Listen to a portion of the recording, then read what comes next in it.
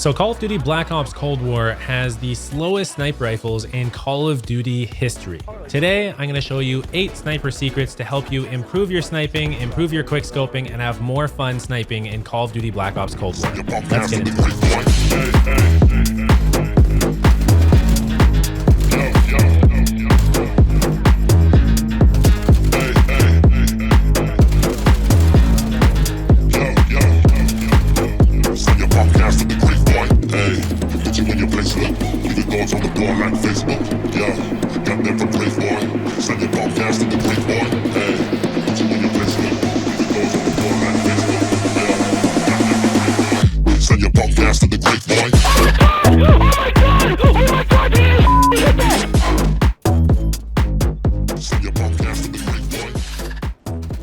So by the end of this first episode, you'll have a lot of the knowledge you'll need to snipe like a pro in Call of Duty Black Ops Cold War. There's always more to learn about sniping, so be sure to come back for the future episodes of this series. And if you have any friends that might want to improve their sniping along with you, be sure to link them this video. I really appreciate it, and I hope they will too. I've been doing this series since 2014 when Call of Duty Ghosts was the latest Call of Duty game. But I really think this year it's going to be more important than ever to get every little advantage you can when it comes to sniping because it is so underpowered relative to the other weapons in the game. Whether you're an experienced sniper or a brand new player, I think there'll be something in this video for you. We haven't had our hands on this game for too long yet, but it's already shaping up to be one of my favorite Call of Duties ever, and I hope it can be for you as well. Let's get started with sniper secret number 1 by taking a look at scoping speed.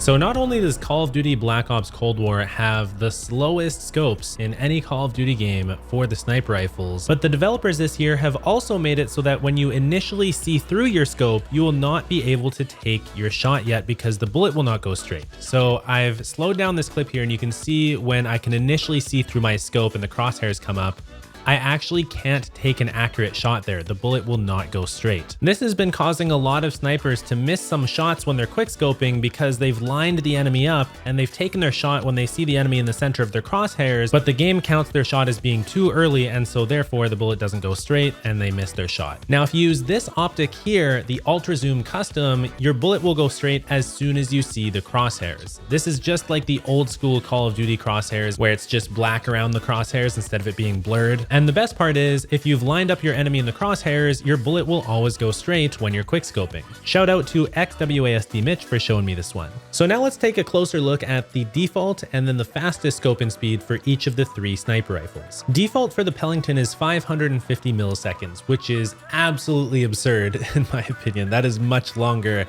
than we're used to seeing in any Call of Duty game. Now, when it's kitted out, the fastest scoping speed that you can get with the Pellington is 484 milliseconds, which is still longer than, for example, the HDR from Call of Duty Modern Warfare, which was the slowest sniper rifle in that game. The default speed for the Tundra is 650 milliseconds. So yes, crazy slow scoping speed on the Tundra, but remember, I'm gonna be showing you guys multiple ways to deal with this and still snipe effectively throughout this video. The fastest speed you can get with the Tundra is again a very slow 572 milliseconds. A kitted out HDR from Call of Duty Modern Warfare was 417 milliseconds to scope in. And that was a sniper rifle that was rarely used in multiplayer because it was too slow, just to give you an idea. The default M82 scopes in at 700 milliseconds, which makes it incredibly difficult to use in multiplayer. The damage is the lowest out of the 3 sniper rifles as well. But if you are interested in trying to use the M82, sniper secret number 6 in this video will really help you out. But anyways, here's the last time, 616 milliseconds for the M82 at its fastest. And now let's move on to slide canceling.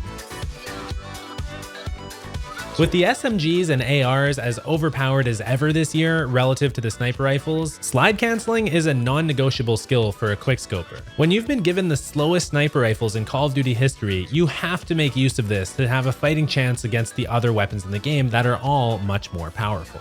What slide canceling allows you to do as a sniper is start aiming in before your opponent can see you or before they can get a clear shot at you. So mechanically, in order to execute a slide cancel, you're going to want to double tap slide, then start holding your aim button and then press jump. This combination of inputs will put you into a standing position at the end. You can of course jump up into the air at the end if the situation calls for it. However, if you do want to jump at the end, the inputs would be slide, slide, aim, jump, jump. Here it is again. Personally, I often press aim and jump at about the same time. You could also press jump before for aim if you want to. So notice here how I start aiming in while I'm still in the middle of my slide. This is why slide canceling is a non-negotiable skill this year for Call of Duty Black Ops Cold War. You can use it to shave off hundreds of milliseconds from your scope in time while you're still behind cover. This will make you significantly more competitive when you're trying to make do with what we've got, the slowest sniper rifles in Call of Duty history. I'm invulnerable for essentially 200 milliseconds here while I'm sliding behind cover and starting to stand up. It is very unlikely that I would take damage from enemy fire during the first 200 milliseconds of my scope in animation there because I was in the midst of a slide cancel and using cover to my advantage. Here I'm moving full speed while scoping in for 317 milliseconds during a slide cancel, leaving only about 167 milliseconds where I'm exposed before I'm able to take the shot. You'll also very likely be able to see your opponent before they can see you due to limitations with Call of Duty's online services.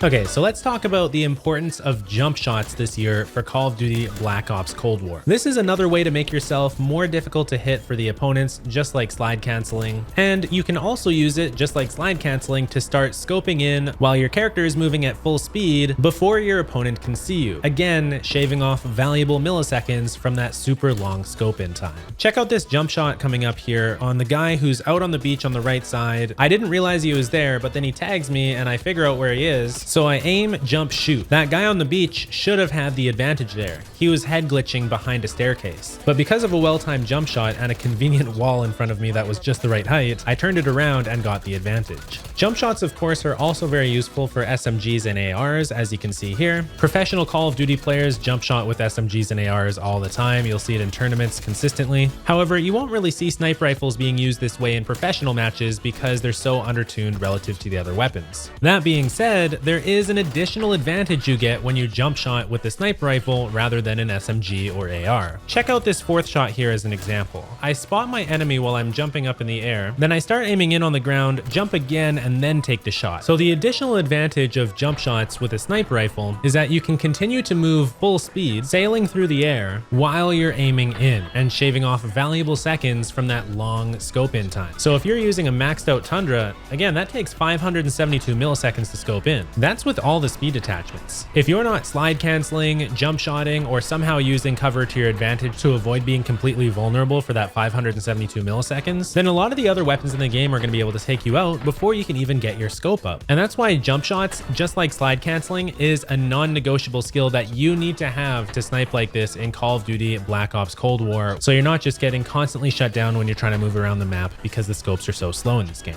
Now let's talk about the button layouts and keybinds you need for all this.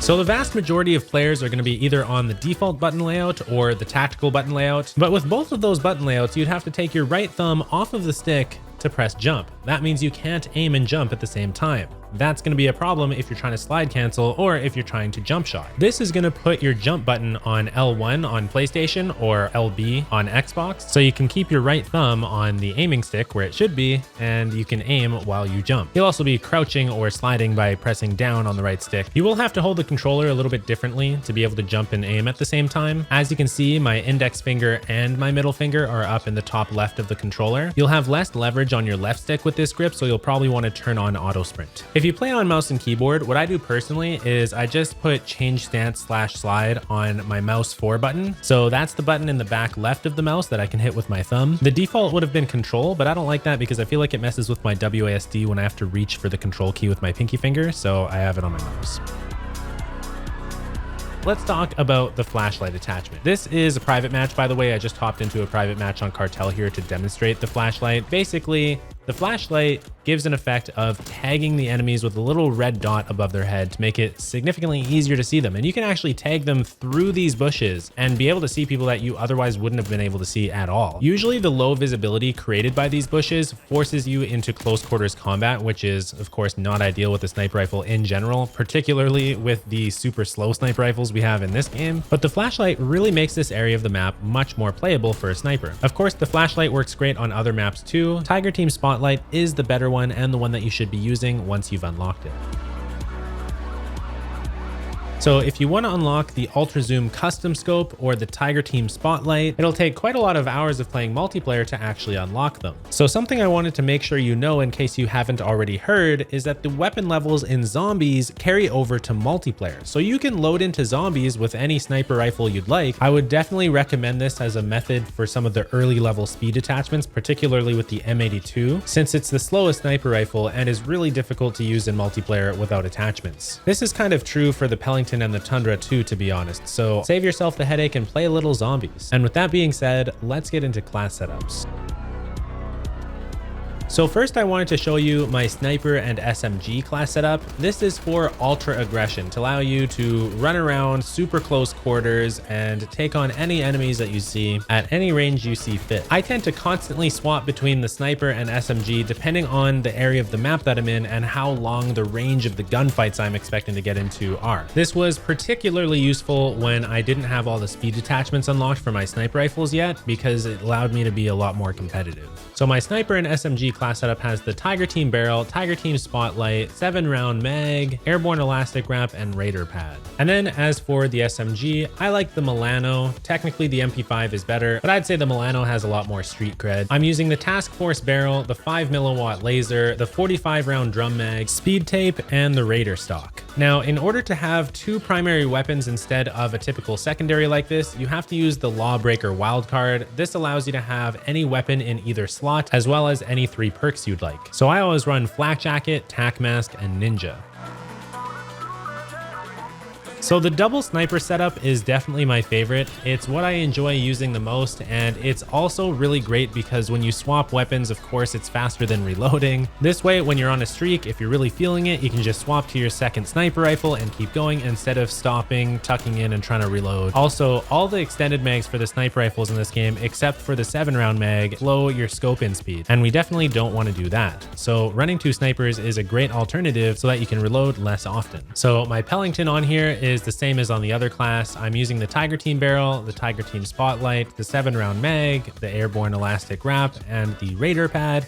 And then as for the Tundra, over here, we've got the Tiger Team Barrel, the Tiger Team Spotlight, the 7-round mag, the airborne elastic wrap, and the Raider pad. Surprise, surprise. By the way, I like to use a stun rather than a stim because the stun helps with reconnaissance, meaning you can throw it over a wall or into a high traffic area and just find out if there's people over there or not. And then that affects the way I'm going to move around the map. Also keep in mind, I'm primarily a hardpoint player, so my custom classes tend to be focused on hardpoint. If you want to see other custom classes, I might include them in future episodes of Sniper Secrets for different scenarios. I was thinking about playing some Search and Destroy this year. It's been a while since I played Search and Destroy, but it looks really fun just watching other people play it. And I think some of you know that I'm pretty into Counter-Strike Global Offensive, so the game mode's definitely right up my alley. I just need to get a good group of content creators to play it with and see if we can get some videos out of it. I would like to do some different types of videos other than just Sniper Secrets this year, so if you haven't already, make sure to subscribe for more Sniper Secrets and more other types of videos coming soon. I'll leave my Discord in the pinned comment down below if you want to share any video ideas with me. Also, Sniper Secrets ideas are always welcome in the Discord. I'll leave my Twitch link down there as well if you want to catch me live, and I'll see you guys soon with another video.